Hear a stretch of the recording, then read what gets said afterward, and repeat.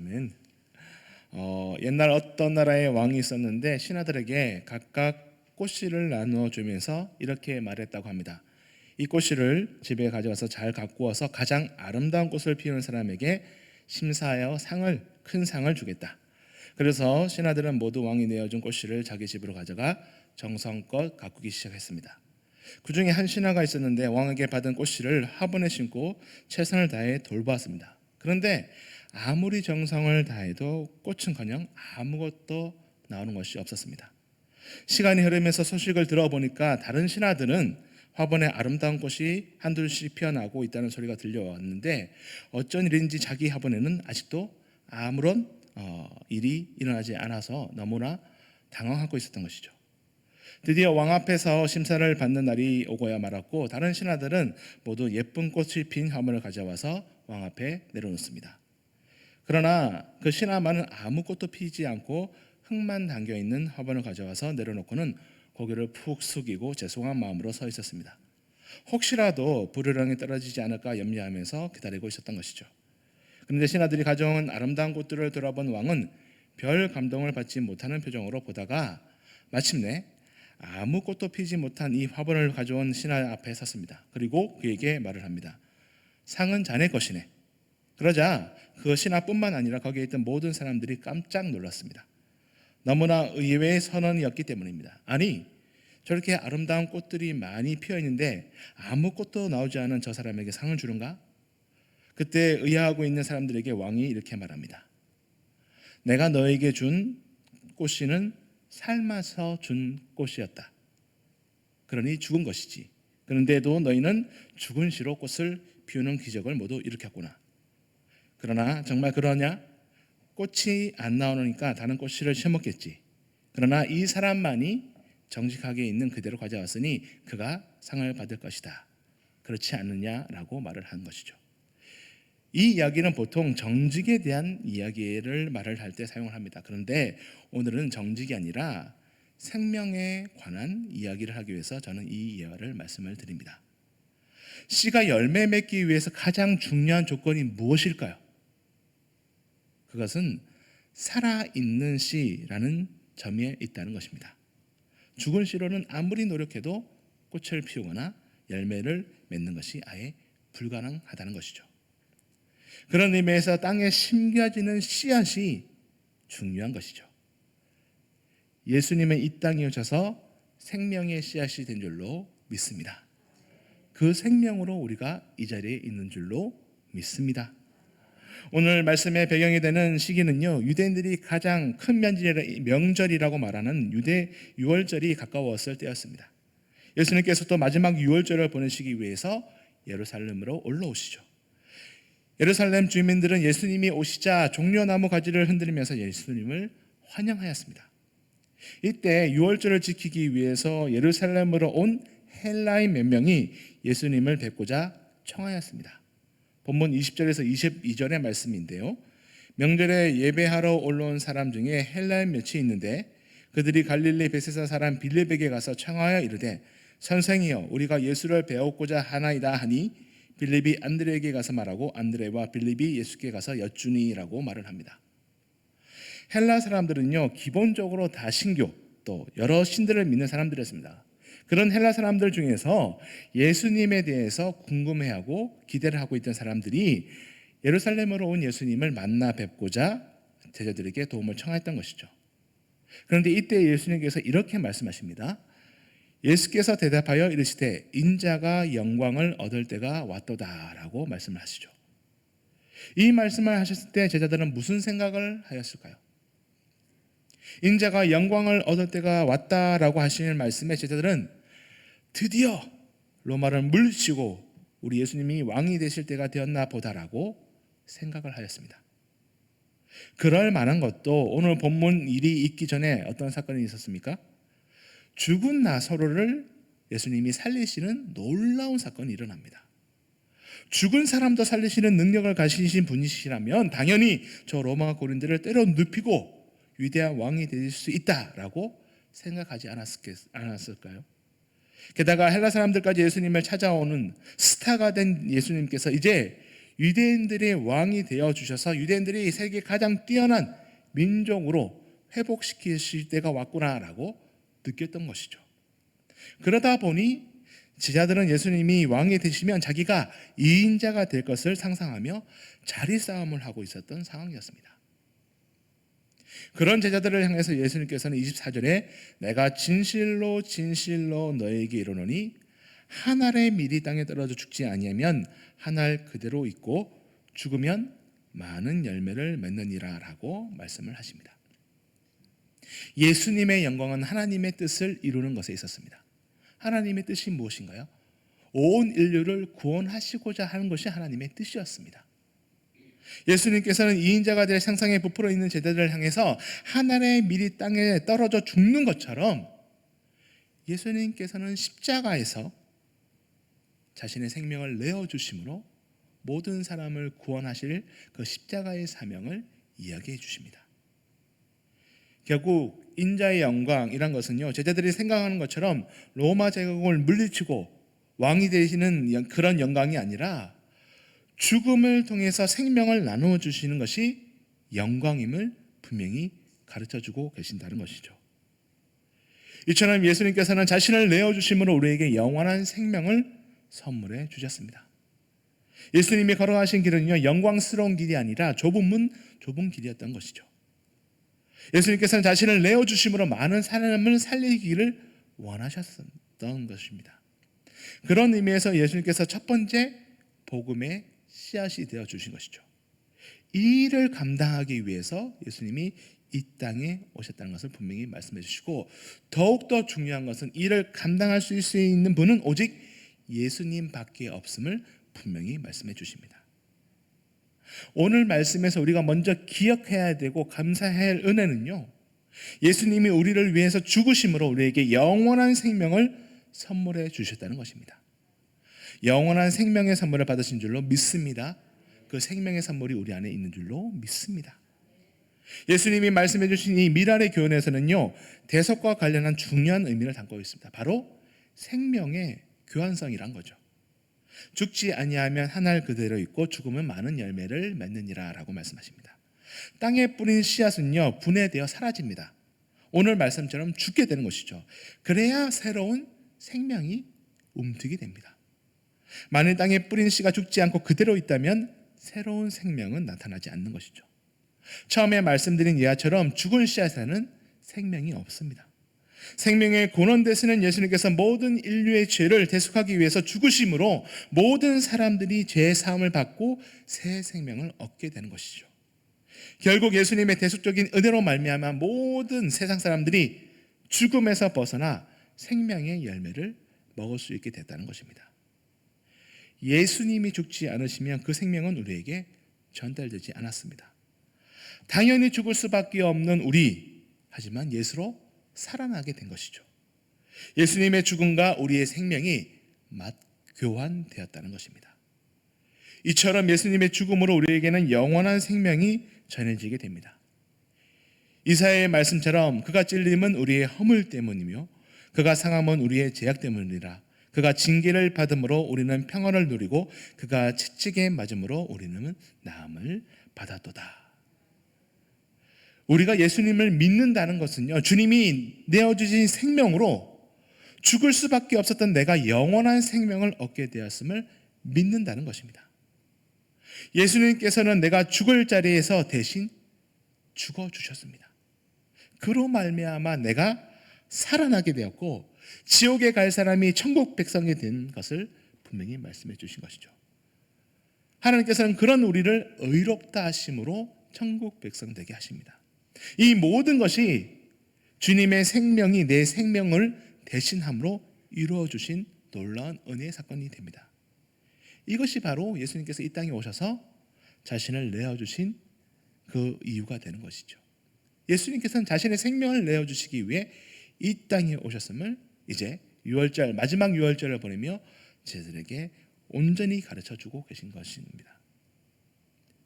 결국 예수님께서 하늘의 미랄이 되어 죽은 사건은요, 십자가에서 모든 인류의 죄를 대속하시고 우리에게 참 생명을 내어주시는 은혜의 사건이 됩니다. 우리가 예수님의 십자가의 죽음을 나를 위한 것으로 받아들이고 예수님을 믿을 때 참된 생명을 얻음으로 구원받게 됨을 꼭 기억하시길 바랍니다.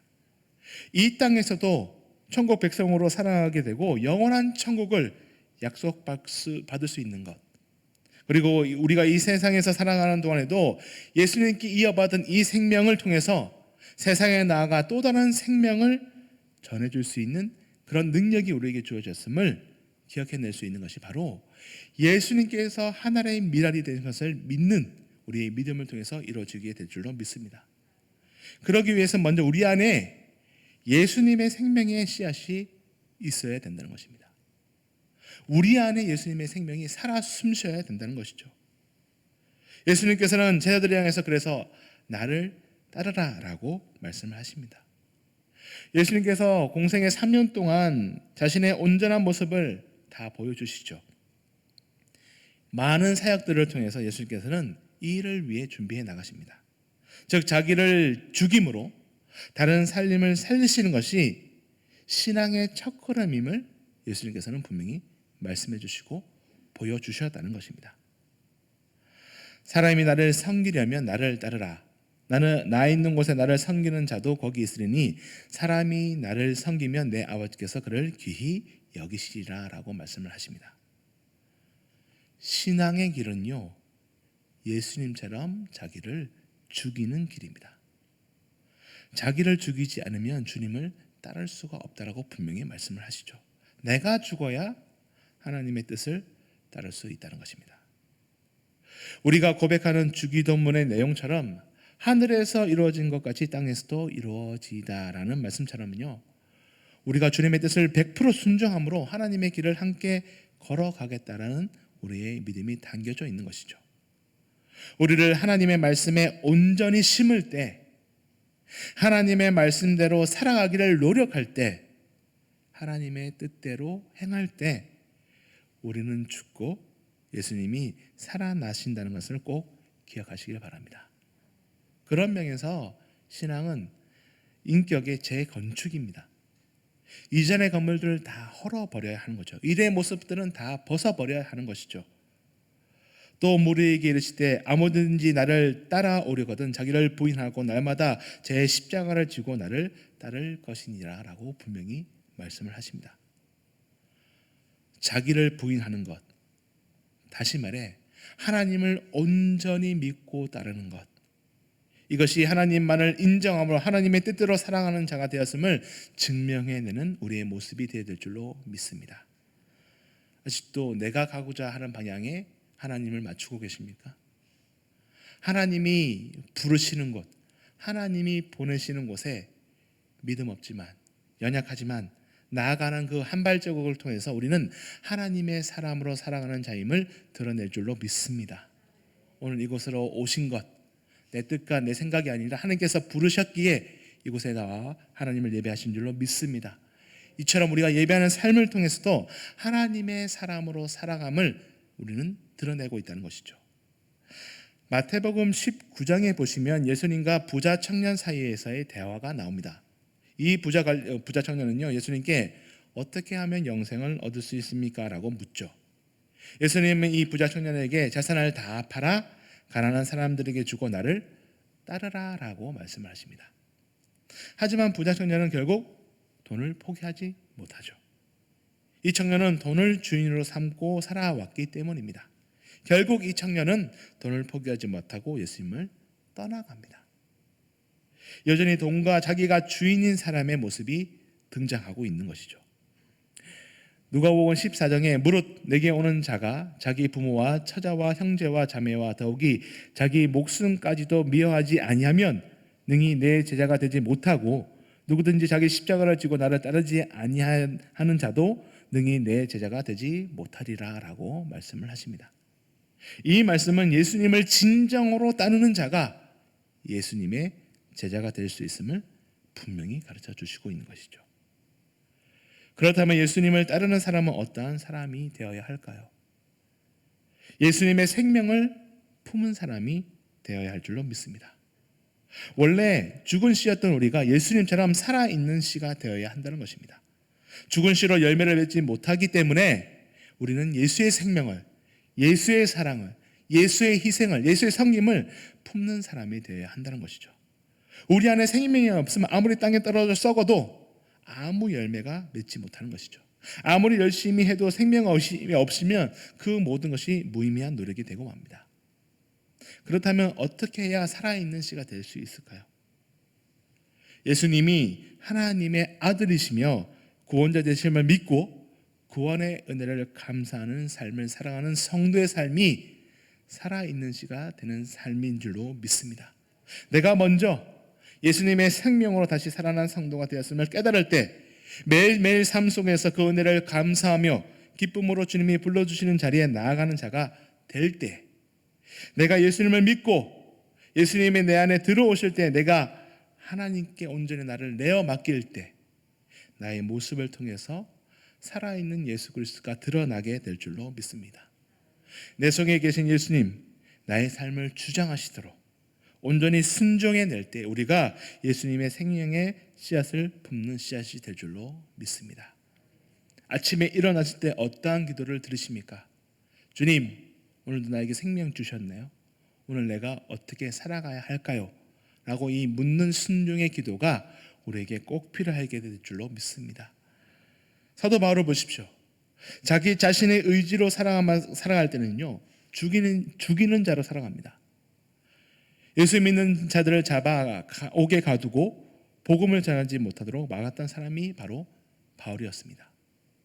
그런 사울을 예수님이 찾아가 주시고 만나 주심으로 그 안에 생명의 씨앗을 심어 주시죠. 예수님께서는 사울을 찾아가 자신의 생명을 내어 주심으로 사울을 복음으로 다시 살리십니다. 이 사건을 통해서 바울은요, 죽은 자에서 살리는 자가 되는 것이죠. 결국 바울은 예수님으로 끝까지 살아감으로 죽음을 맞이하게 됩니다. 그러나 사도 바울의 죽음은요, 또 다른 복음의 씨앗으로 살아나게 되는 생명을 이어가게 됩니다. 그 생명을 우리가 이어받게 된 것이죠. 이처럼 예수님의 구원의 생명을 가진 자들은요, 예수로 끝까지 살아감으로 새로운 생명을 이어가는 자들이 되는 줄로 믿으시기 바랍니다. 우리 또한 이 생명을 이어가는 자들임을 꼭 기억하시기를 소망합니다. 예수님께서는 이 땅에 오셔서 사람들에게 천국을 가르치셨지만 진정한 구원을 위해서는요, 자신을 온전히 내어주심으로 우리를 구원해 주십니다. 우리가 서 있는 그곳에서 죽을 때에 세상에 새 생명을 전해지게 됨을 미리 보여주셨다는 것이죠. 그렇다면 죽는다는 것이 무엇일까요? 예수로 살아야 해서 죽음을 선택해야 하는 진짜 죽음도 포함되겠지만은 우리의 삶 속에서 이웃을 위해 나 자신을 희생하는 작은 것에서부터 시작하는 것인 줄로 믿습니다. 예수님을 믿고 예수님의 생명으로 살아가는 사람이라면 결코 자기 자신만을 위해서 살아갈 수 없습니다. 나만의 이익을 위해서 살아가는 인생이 아니라 다른 사람들을 돌보고 특히 주님을 알지 못하는 생명이 없는 사람들에게 향해서 안타까운 마음으로 애틋한 마음으로 기도하며 섬기는 삶이 바로 예수님을 주인으로 모시고 살아가는 죽어내는 삶이 될 줄로 믿습니다. 예수님처럼 살고 싶어서 부르는 찬양이 있죠. 낮엔 해처럼 밤엔 달처럼 그렇게 살 순 없을까? 욕심도 없이 얻은 세상 비추어 온전히 남을 위해 살듯이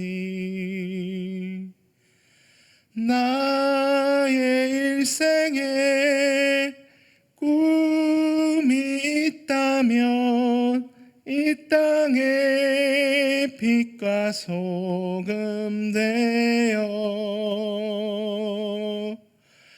가난한 영혼 지친 영혼을 주님께 인도하고픈데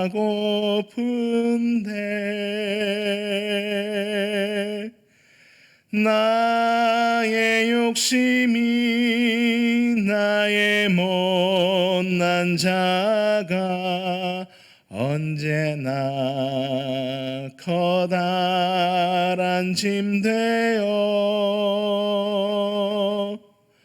나를 짓눌러 맘을 공곡해 하니 예수여 나를 도와주소서. 아멘. 하나님께서 예수님을 그 누구보다도 사랑하셨지만 아끼셨지만 우리를 위해 예수님을 이 땅에 보내주십니다. 또 고난과 죽임 당하게 하시고 그 생명까지도 우리에게 주셨죠. 이제 그 생명을 우리도 나누며 살아가기를 하나님께서는 바라십니다. 그런 의미에서 내가 살아있다면 할 수 없는 것들, 예수님께 나를 내어드릴 때 할 수 있는 것, 용서, 희생, 사랑을 통해서 우리가 예수님의 이름으로 죽고 예수의 능력으로 살아나가는 자가 되시기를 간절히 소망합니다. 하나님은요, 우리를 사용하시기를 원하시죠. 아직도 예수의 생명이 없는 자들을 향해서 하나님께서는 우리가 그 생명을 전해주시기를 원하고 계시다는 것입니다. 우리가 가진 물질과 시간과 건강을 희생하고 헌신할 때 그 놀라운 생명의 열매가 맺혀지는 줄로 믿습니다. 예수님께서는 예수님을 따르는 자들이라면 어떻게 살아야 하는지를 분명히 가르쳐 주십니다.